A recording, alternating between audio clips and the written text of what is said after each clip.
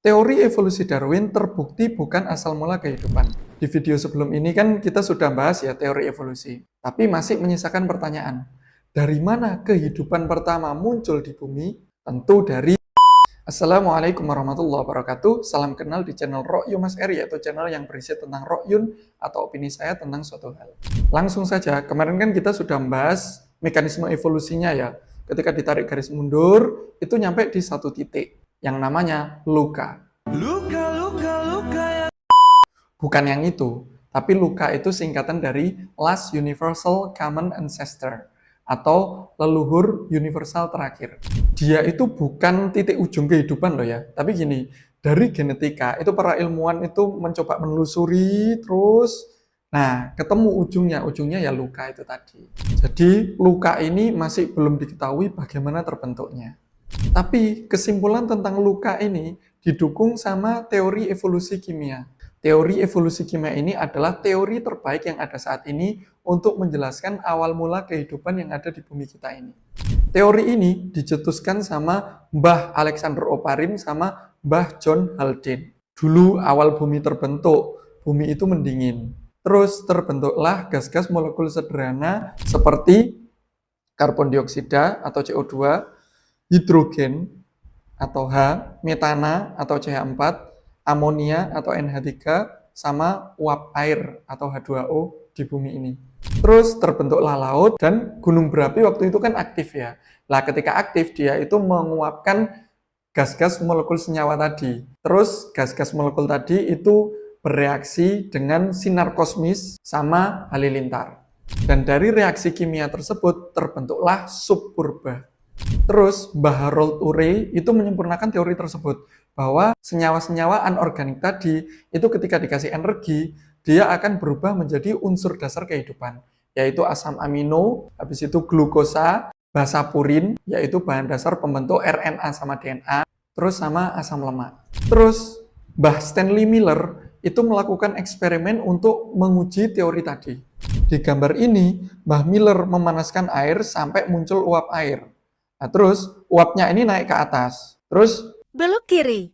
Terus masuk ke tabung yang dialiri listrik yang di dalamnya ada gas-gas tadi, yaitu hidrogen, metana, sama amonia. Terus hasil reaksi kimia di sini itu diembunkan sehingga menghasilkan cairan agak keruh di daerah sini.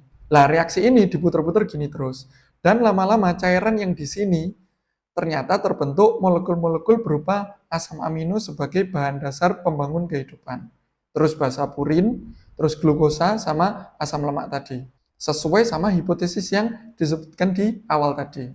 Terus gimana molekul anorganik tadi berubah menjadi senyawa organik yang lebih kompleks, terus berubah menjadi sel pertama?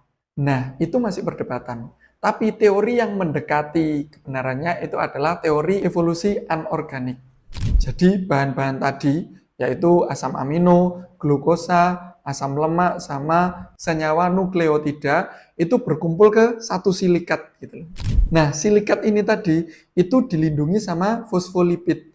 Fosfolipid ini untuk melindungi dia atau mengisolir dia dari kimia-kimia yang ada di luar 4 bahan tadi. Nah, ini tadi, barang ini tadi, itu namanya prokariota.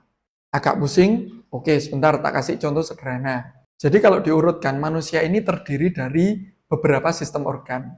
Sistem organ itu seperti sistem pencernaan, sistem pernafasan, dan lain-lain. Nah, sistem pencernaan ini, jadi makanan itu kan masuk ke mulut, habis itu dari mulut ini masuk ke kerongkongan, habis dari kerongkongan masuk ke lambung, terus ke usus halus, kemudian usus besar, terus sisa makanannya itu dibuang lewat anus, kan kayak gitu.